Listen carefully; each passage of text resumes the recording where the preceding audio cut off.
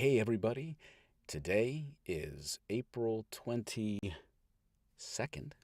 and it's the first day of recording the newest chapter in Jake Bible's Galactic-Fleet universe, Roak. This one is called Paradox Slaughter, a Roak galactic bounty hunter novel. It's been out a little bit, and I'm going to start recording today, and it's been a while since I've done an In the Hot Box because I've been busy with books and work. But books have been very busy, so it's hard to take time to do these when I could be recording for real. And I'm going to be recording for real today. This is going to be from the very first chapter of the book. I'm going to set up my recorder right now, my Twisted Wave digital interface, and we're going to start recording, and you get to see everything, mistakes and all, to see, again, what it is we do and how we do it. And I love Jake Bible stuff, and this is going to be a fun one. Violent, nasty. And just remember, I am the voice of the Galactic Fleet. 1. The spine tore from the being's body much easier than Roak had anticipated, causing him to almost lose his footing as he slid backward, his boots slipping across the vast quantities of blood that had already been spilled. Not a drop of the blood was Roak's. Roak let the spine fall from his gore-covered armored glove. He flexed the powerful fingers, a grin playing at the edge of his lips. Lips that were protected behind a nearly indestructible faceplate. 15 beings, Hessa, Roak's AI computer. Roak's AI counterpart. Mosts are Grex. Mosts. Yeah, mosts are Grex. Excuse me. Except in a polite galactic society, it was seen as unbecoming for prepubescent Chichir. Oh, God. It's always a fun word. Prepubescent. Only the elite T'Chaka clan were allowed to keep their hand talons. And the T'Chaka were considerable. Oh, my God. Somebody up there is making me nuts. T'Chaka, T'Chaka. Anybody remember Land of the Lost? Chaka, Chaka no, Chaka no say. Where the hell am I? Wonderful when you lose your spot.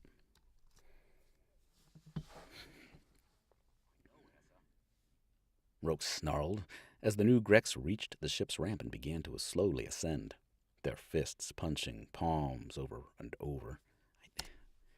It's weird written that way. God damn it. You are looking for that scumbag? The Grek asked. Bishop. Oh, shit, man.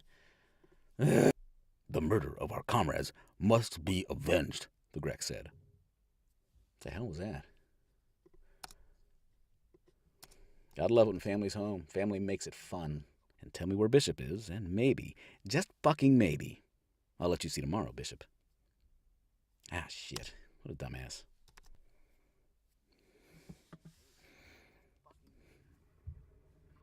Oh, my God. You see what I mean with family? Toilet flush. You can hear it. I know you can, because I can. Try. The lead Grek, followed by the entire group, sprinted at Roak. Hear it?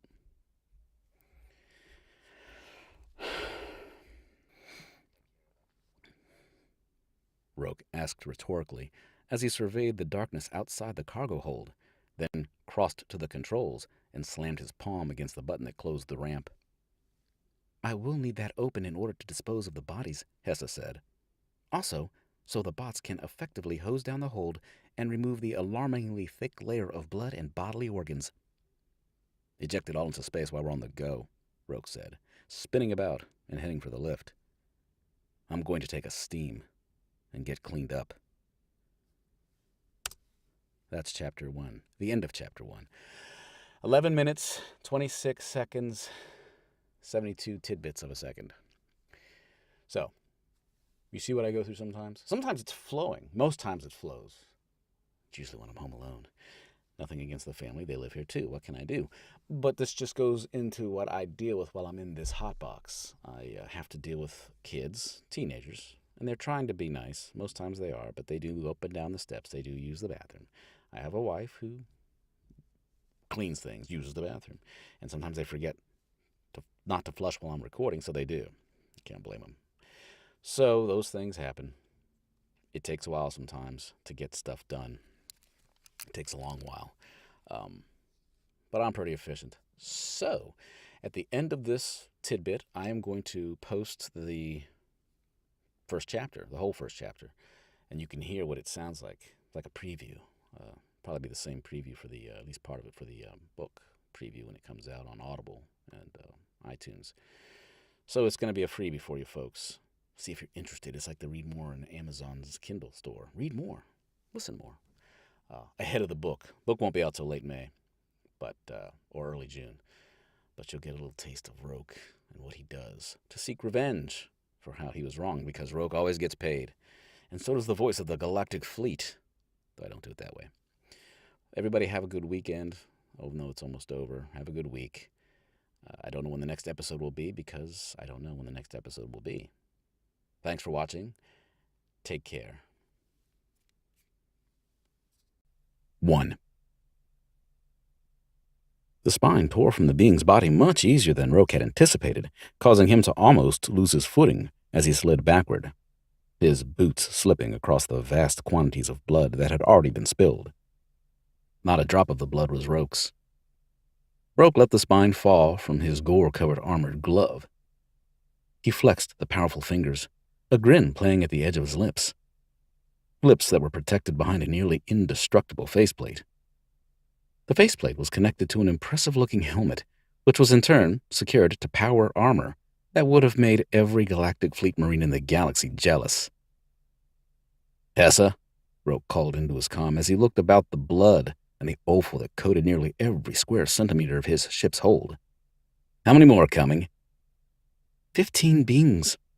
Tessa, Roak's AI counterpart and co-pilot, replied over the comm. "ETA is 2 minutes. "What races?" Roak asked, as he glanced down at the 7 Grecs that had tried to kill him as soon as he'd lowered the rear hatch of his Borgon 838 stealth incursion ship. Grecs were a humanoid race, with forearms and stone skin that was nearly impervious to most weapons. An average Grec stood at least 7 feet tall, and had muscles upon muscles to back up their aggressive personalities. Regardless of their size, their strength, or the armor-like qualities of their skin, Roak had made easy work of the 7 beings. "Most are Grecs," Tessa replied, "but there are 3 Tachirians with them, fully taloned and about to shift into, and they are gone. You have 3 Tachirians in full invisibility mode, Roak. Be careful. Their talons can penetrate your new armor." "Not this armor," Roak said. "I didn't spend a bounty's worth of chits on this getup, so I'd end up pierced by Tachirian foot talons." "And hand talons," Tessa said. "Theirs are not clipped." That gave Roak pause. Tachirians were a chameleon race, able to change their skin so they could camouflage and blend into any surroundings. Naked, they could become completely invisible. Lizard-like, yet humanoid, they sported a long and deadly sharp talon that extended from the top of each large toe. Unbeknownst to most of the galaxy, Tachirians were also born with a matching talon on their hands. Once they hit puberty, the talon could be retracted into the back of the hand and hidden until needed. Except in polite galactic society, it was seen as unbecoming for prepubescent Tachirian children to walk around with extended talons that quickly grew to twice the length of their index fingers. So, similar to the ancient practice of humans circumcising their male infants, Tachirian children had their hand talons surgically removed before reaching the age of 2 galactic standard years. It took some knowledge of Tachirian culture to know about the talon removal. Roak had paused because he had knowledge that went beyond the cultural implications of Tachirians that had retained their talons. Only the elite T'Chaka clan were allowed to keep their hand talons, and the T'Chaka were considered some of the deadliest assassins in the galaxy. Even the savage Skrang steered clear of them if possible. "Would now be a bad time to remind you that it was my idea to upgrade to the Caxian power armor?" Tessa asked. "You want to rub that in right now?" Roak snapped.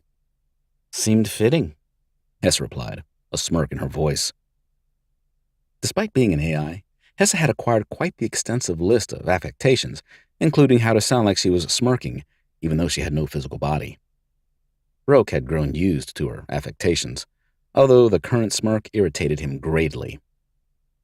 I said, and correct me if I'm wrong, Hessa began. Hessa, Roak warned, not wanting to be lectured yet again on what he was doing. I said, Hessa continued, that if you are going to insist on rampaging across the galaxy to exact revenge on the man that wronged you, then you should seriously consider upgrading from light armor to power armor. I know. And you said you didn't want to waste the chits when light armor was perfectly good for your intended purposes. I replied that some of your intended targets would be quite formidable, more so than you were used to dealing with. And, perhaps, the added protection, not to mention the offensive abilities of the armor, would be worth the expense. I know, Hessa, Roak snarled as the new Grex reached the ship's ramp and began to slowly ascend, their fists punching palms over and over, in an obvious attempt to intimidate Roak. Can we not do this now? They all stopped the displays of aggression when they saw the state of their sisters and brothers in arms. A cargo hold splashed with nothing but Grek guts had that effect on most beings, despite their race. Roak pointed at the lead Grek. Bishop, was all Roak said. The lead Grek held up his upper right hand, and the rest stopped cold. You butchered our comrades because you are looking for that scumbag? The Grek asked. Bishop hasn't been on this moon in over a year. I butchered your comrades because they came at me, Roak said, his arms loose by his sides. You gonna come at me too?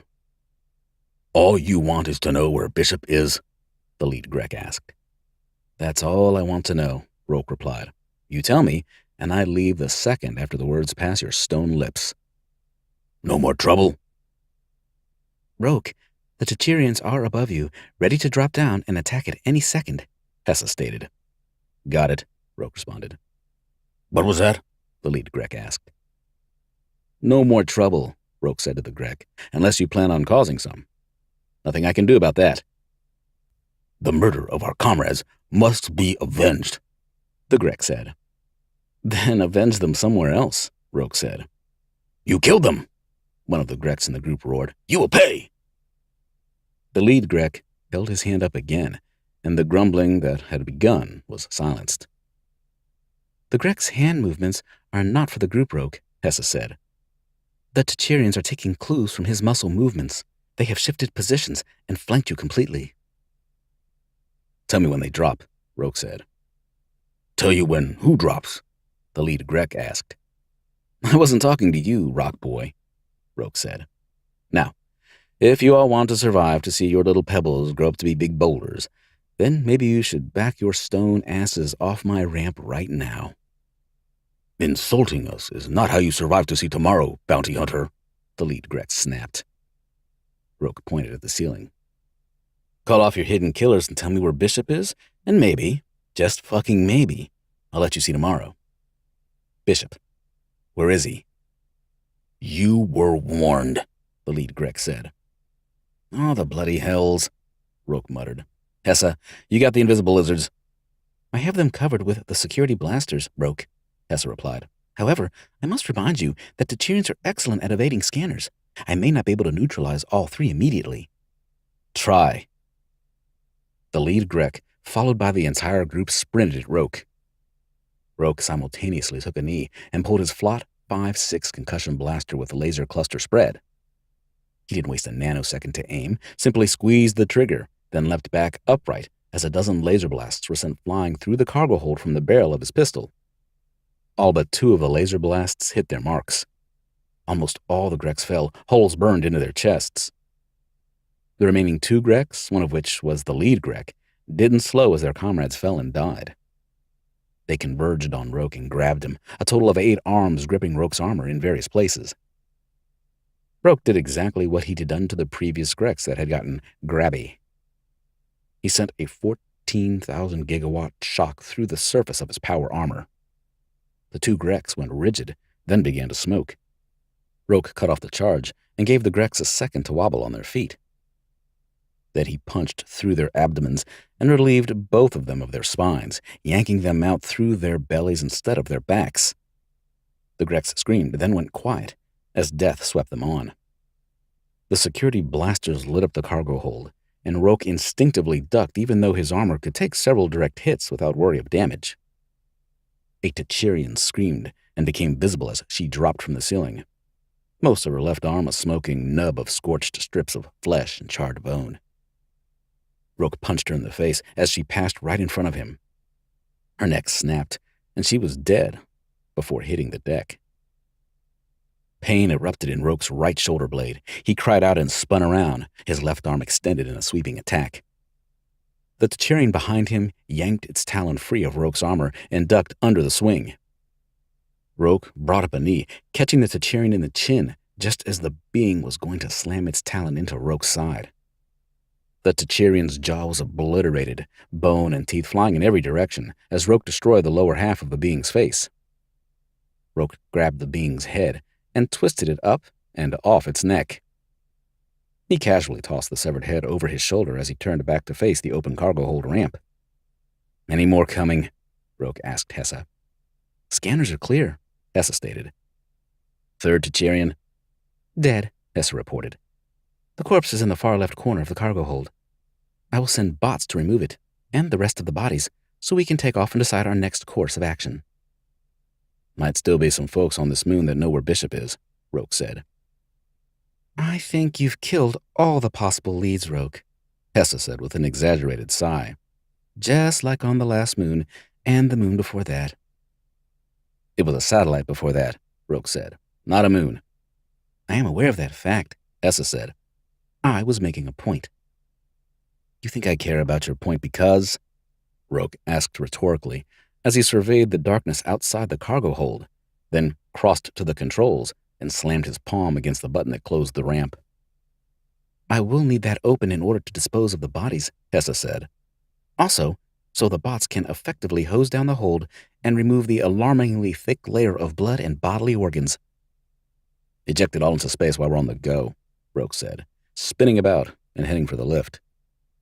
"I'm going to take a steam and get cleaned up."